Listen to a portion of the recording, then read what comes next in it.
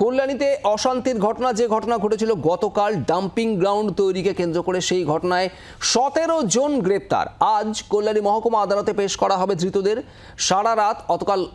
গতকাল সারা রাত থানাতেই ছিলেন বিজেপি বিধায়ক, স্থানীয় বিজেপি বিধায়ক অম্বিকা রায়। থানা থেকে হেঁটে আদালতে যান বিধায়ক। গতকাল ডাম্পিং গ্রাউন্ড তৈরি নিয়ে ধুন্ধুমার তৈরি হয় কল্যাণীতে।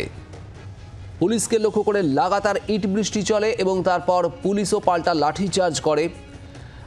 বিশ্বজিৎ মিত্র আমাদের প্রতিনিধি রয়েছেন আমাদের সঙ্গে। বিশ্বজিৎ, 17 জনকে গ্রেপ্তার করা হয়েছে এবং তাদের আদালতে পেশ করা হবে, কি খবর?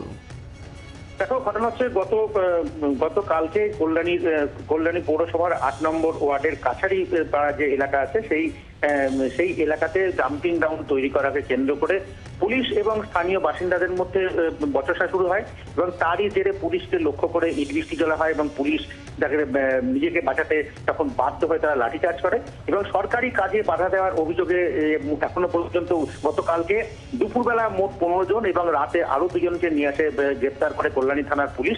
আজকে ঠিক সকাল 8টা সাড়ে 8টা নাগাদ তাদেরকে কল্যাণী মহকুমা আদালতে তোলা হয় এবং তার যে গতকালকে বিধায়ক অম্বিকা রায়, তিনিও ঘটনাস্থলে ছিলেন।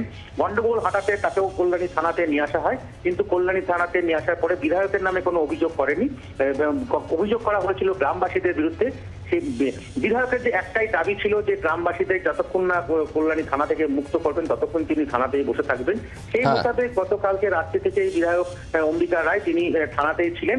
আর কিছুক্ষণ আগেই কল্যাণী থানাতে তাদেরকে কল্যাণী থানা থেকে কল্যাণী মহকুমা আদালতে তোলা হয় এবং বিধায়ক নিজে হেঁটে গিয়ে কল্যাণী মহকুমা আদালত পর্যন্ত তিনজন সেখানে গেছেন বলে জানা গেছে।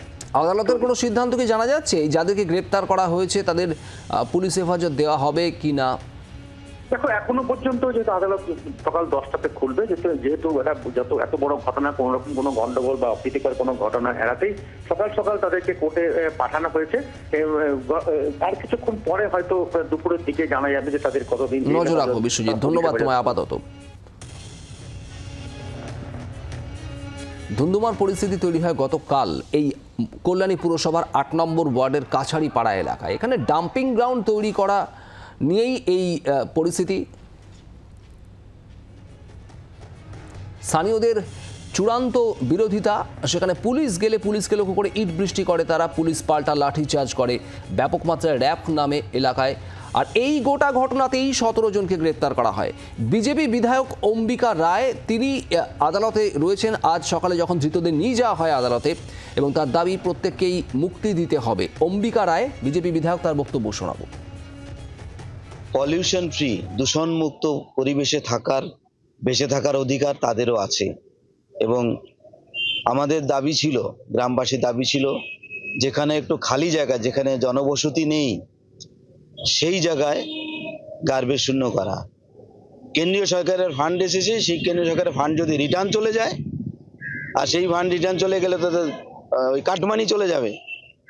তাই মিউনিসিপ্যালিটি ওই কাটমানি খাওয়ার জন্যে একদিনও ওয়েট করবে না। ডেভেলপমেন্ট 55 লক্ষ টাকার কাজ সমস্ত কল্যাণীর পুরো টোটাল বিধানসভার ভেতরে আটকে রয়েছে। বাংলার আওয়াজ, বাঙালির আবেগ, জি 24 ঘন্টা।